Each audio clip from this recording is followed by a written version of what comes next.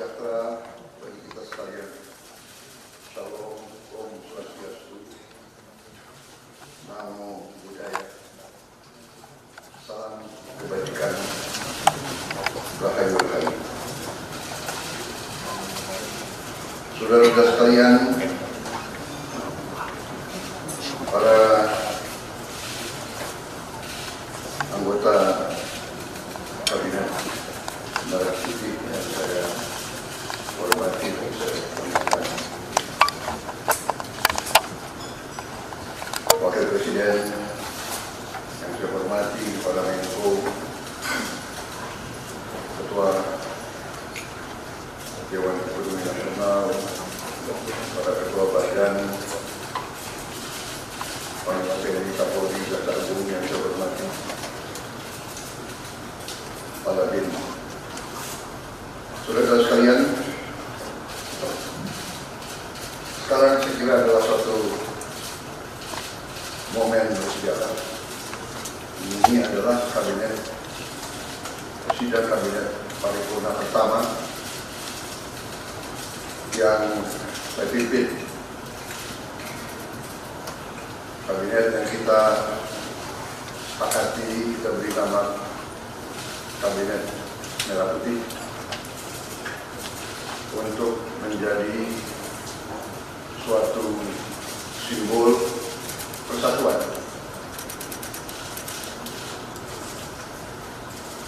simbol kebersamaan, simbol kebangsaan.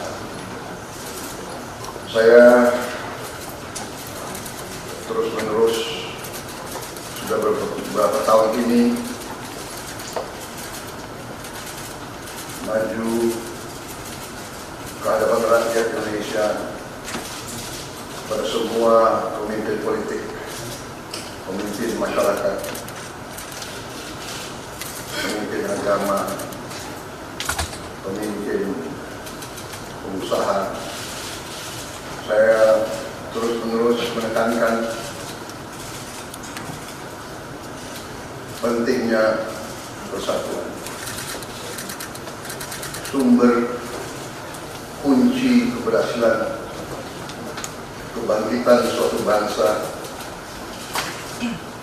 dalam sejarah manusia berabad-abad, kuncinya adalah bila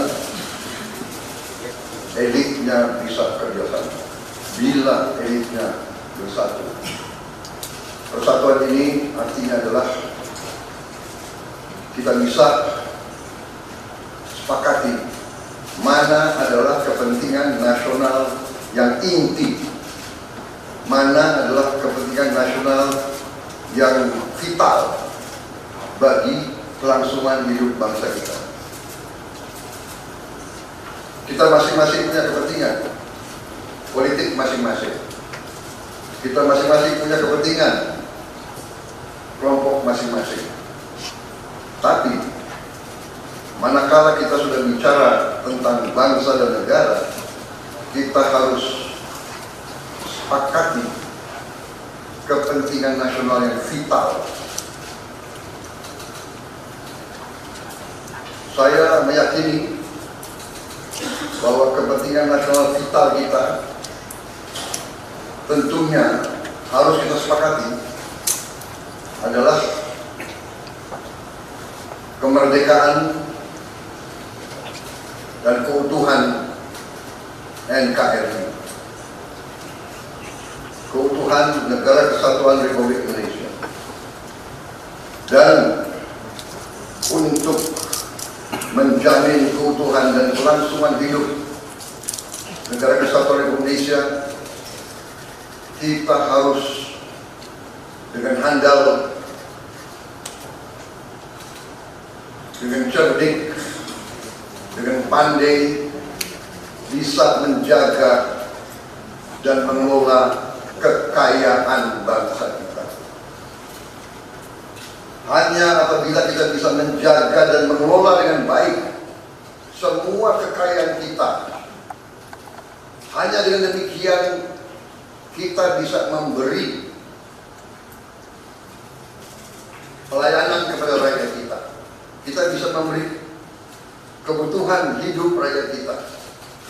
Kita bisa membayar segala keperluan suatu negara modern. Dan diantaranya tentunya adalah menjamin kedaulatan bangsa. Saya ingatkan saudara-saudara sekalian, jangan sampai kita lupa dengan Undang-Undang Dasar kita sendiri, Undang-Undang Dasar 1945, yang jelas dalam pembukaannya tertera tujuan-tujuan nasional kita, di mana tujuan-tujuan nasional kita sangat jelas oleh pendiri-pendiri bangsa kita. Tujuan pertamanya adalah melindungi segenap bangsa Indonesia dan seluruh tumpah darah Indonesia. Ini tujuan nasional yang pertama. Untuk kita survive. Karena itu kita perlu memikirkan apakah kita sudah cocok atau tidak investasi kita kepada pertahanan bangsa Indonesia. Kedua, tentunya memajukan kesejahteraan umum.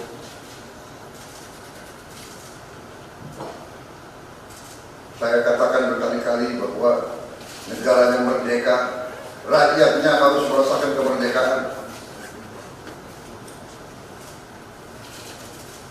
Janganlah kita bangga menjadi anggota G20 kalau rakyat kita masih banyak yang miskin, masih banyak yang lapar. Mencerdaskan kehidupan bangsa mutlak. Pendidikan bagi kita adalah prioritas yang sangat tinggi. Saya kira ini terlihat komitmen kita kepada pendidikan. Kalau tidak salah, alokasi kita dalam anggaran 2025 untuk pendidikan salah satu tertinggi mungkin selama sejarah kita. Untuk pertama kali kita sudah 25%, 20.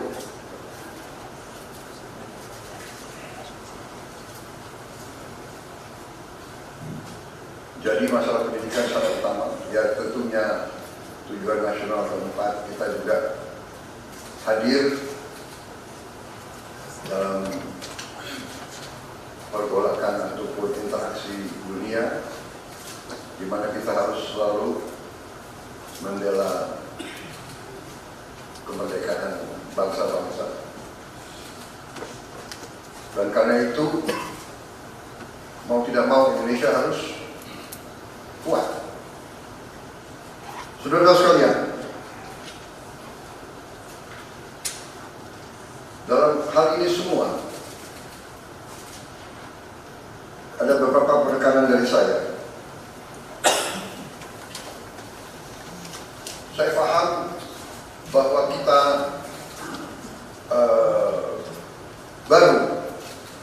baru dilantik, saya saja baru 3 hari, saudara-saudara baru 2 hari dilantik. Dan saudara-saudara, saya persilakan secepat mungkin, terutama bagi menteri-menteri yang baru, silakan konsolidasi sendiri, mengatur sendiri secepat mungkin administrasi saudara dan tim saudara di kementerian dan badan masing-masing. Penyusunan tim sangat penting. Tim yang baik, tim yang bisa kerjasama akan memudahkan kita mencapai target-target yang kita tentukan. Saudara-saudara, saya sangat mengutamakan kerjasama sebagai tim. Untuk itu, dalam waktu dekat, saya akan mengajak saudara-saudara ke Magelang, di mana kita akan melaksanakan beberapa hari menambah pembekalan, kemudian kita akan adakan koordinasi di tempat di Magelang, Jawa Tengah, di kawasan Akademi Militer. Hal itu saya nilai bahwa akan membawa banyak manfaat, karena sesungguhnya lahirnya Republik kita memang proklamasi di Jakarta, tetapi ujian proklamasi berada di daerah-daerah di mana pejuang-pejuang kita melaksanakan perebutan kemerdekaan secara fisik, dan daerah Magelang merupakan suatu sentra perlawanan kita terhadap penjajah. Mulai ratusan tahun dikenal sebagai daerah perjuangannya Pangeran Diponegoro di antara 5 gunung. Itu saya kira cukup membawa suatu aura tradisi keberanian, tradisi heroisme, tradisi cinta tanah air. Saudara-saudara sekalian, jumlah anggota kabinet kita sebanyak 48 menteri.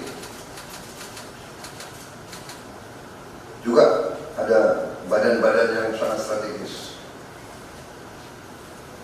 Ini memang lebih banyak dari pemerintah sebelumnya. Jumlah ini saya sadari memang bisa dianggap tergolong besar, tapi memang bangsa kita bangsa yang besar. Kita tidak dapat pungkiri bahwa kita negara keempat terbesar di dunia dari jumlah penduduk. Dari luas wilayah kita, luasnya sama dengan Eropa Barat, di mana Eropa itu terdiri dari 27 negara, kita satu negara. Mengelola Eropa itu membutuhkan 27 menteri keuangan, 27 menteri pertahanan, 27 menteri dalam negeri. Saudara-saudara, kita seluas Eropa. Saudara-saudara sekalian, kita juga memilih sistem politik demokratis. Kalau kita negara otoriter, mungkin kita cukup menjalankan semua dengan jumlah penduduk yang sedikit. Jadi saudara-saudara, ini tidak masalah. Yang penting kita bekerja dengan efisien. Yang penting kita tidak bekerja dengan seenaknya. Saya minta Menteri Keuangan, saya minta semua Menko, saya minta semua menteri telusuri lagi alokasi APBN, pelajari lagi DIPA, pelajari lagi. Saya minta detail kegiatan-kegiatan yang terlalu seremonial, terlalu banyak seminar, terlalu banyak salah sehat, terlalu banyak konferensi, terlalu banyak perjalanan luar negeri, mohon dikurangi. Kita harus memberi contoh. Fokus kita adalah pembangunan ekonomi, kesejahteraan rakyat ke dalam. Jangan mengada-ada studi banding belajar pramuka ke negara lain. Ya. Saya minta efisien. Saudara-saudara, kalau saudara perhatikan dalam pemerintahan yang saya bentuk, saya perkuat kepala staf kepresidenan. Saya perkuat itu. Saya ada tambahan lagi Badan Pengendalian Pembangunan dan Investigasi Khusus. Tugas mereka adalah memonitor semua program semua proyek yang kita akan lancarkan. Saya juga membentuk suatu badan baru, Badan Percepatan Pengentasan Kemiskinan. Badan ini akan mempelajari, akan mengikuti semua program-program perlindungan sosial, semua program-program bantuan ke bagian golongan rakyat yang masih perlu bantuan.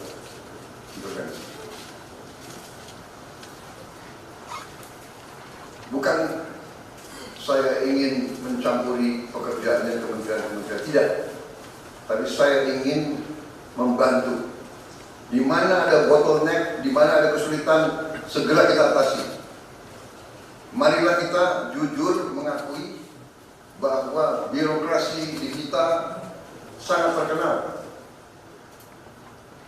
Sangat terkenal.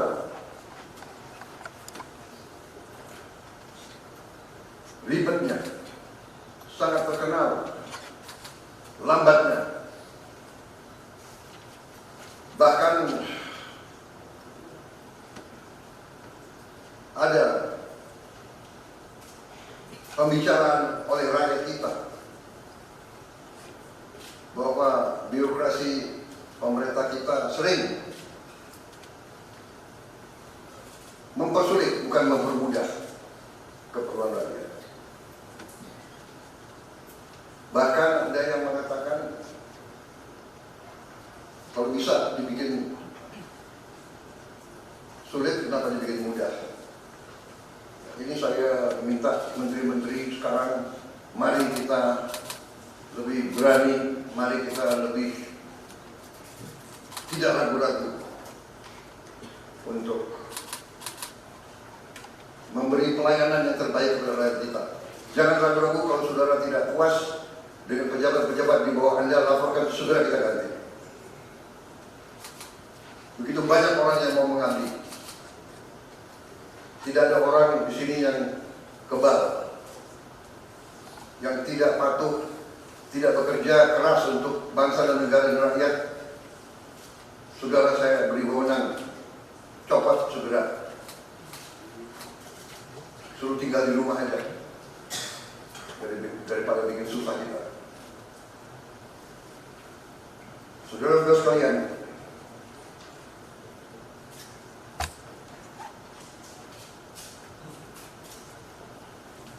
saya kira dalam waktu dekat saudara-saudara akan segera menyiapkan program kerja saudara masing-masing. Saya beri kesempatan segera, dan sewaktu-waktu terus saya akan panggil koordinasi. Tadi pagi sebelum sidang kabinet saya sudah koordinasi sama beberapa menteri, dengan Jaksa Agung, dengan BPKP, dan besok pun kita akan lanjutkan. Ada beberapa pengarahan dari saya, Menteri Bappenas, pastikan semua program dan kegiatan di semua kementerian lembaga mempunyai kontribusi yang signifikan, terukur, dan saling bersinergi. Pelajari kembali semua proyek. Jangan ada proyek yang mercusuar.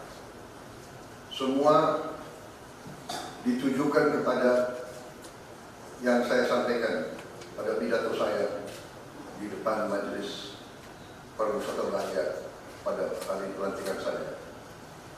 Kita harus swasembada pangan. Itu prioritas dasar karena situasi global. Perang besar bisa pecah setiap saat. Kita harus jamin kemampuan kita memberi makan rakyat kita sendiri. Swasembada energi mutlak. Kita bersyukur kita punya sumber alam yang sangat besar. Kita sekarang tidak boleh ragu-ragu. memanfaatkannya sebaik-baiknya.